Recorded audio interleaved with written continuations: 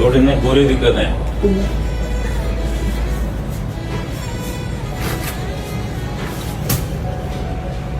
So இதாவது பரவாயில்லைங்க, தொப்புள்ள என்னமோ வேக்யூம் மசாஜ் எல்லாம் பண்றாங்க. நான் தொப்புள்ள இருந்து ஒரு ஆளு கல்ல உரிறது பார்த்தங்க.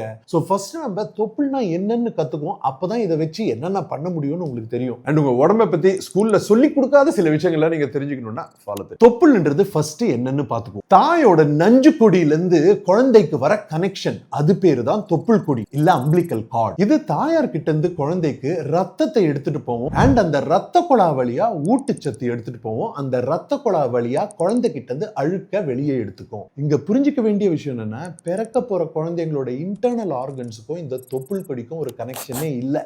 வெளியில இருக்க இந்த தொப்புள் கொடி ஒரு தழும்பு மட்டும்தான். இதுக்கும் உள்ள இருக்க ஆர்கன்ஸ்க்கோ, கிட்னிக்கோ, லிவருக்கோ, கர்ப்பப்பைக்கோ, இல்ல நம்ம செரிக்கிற வயிறுக்கோ, இன்டெஸ்டைனுக்கோ ஒரு சம்பந்தமும் கிடையாது. சோ தொப்புள் வழியா எதையாவது உள்ள போடணும் இல்ல வெளியில எடுக்கணும்னாங்க ஆபரேஷன் பண்ணி தாங்க உள்ள போக முடியும். இல்லன்னா உள்ள இருக்க சதை கிழிஞ்சுதான் வெளியில வர முடியும். அது பேரு தான் அம்பிளிக்கல் ஹெர்னியா. தொப்புள் வீங்கிட்டு சில பேருக்கு உள்ள இருக்க உறுப்புகள்லாம் வெளியில வந்துருதுங்கல்ல, அது. இந்த கான்செப்டை மட்டும் புரிஞ்சுக்கோங்க. என்ன ட்ரீட்மெண்ட்னு சொல்லி என்னென்னமோ பண்றாங்க இப்போ தொப்புள் வச்சு. நீங்க இது வரைக்கும் இந்த மாதிரி ட்ரீட்மெண்ட்ஸ் ஏதாவது ட்ரை பண்ணிருக்கீங்களா? உங்களுக்கு பெனிஃபிட்ஸ் இருந்திருக்கான்னு கீழே கமெண்ட்ஸ்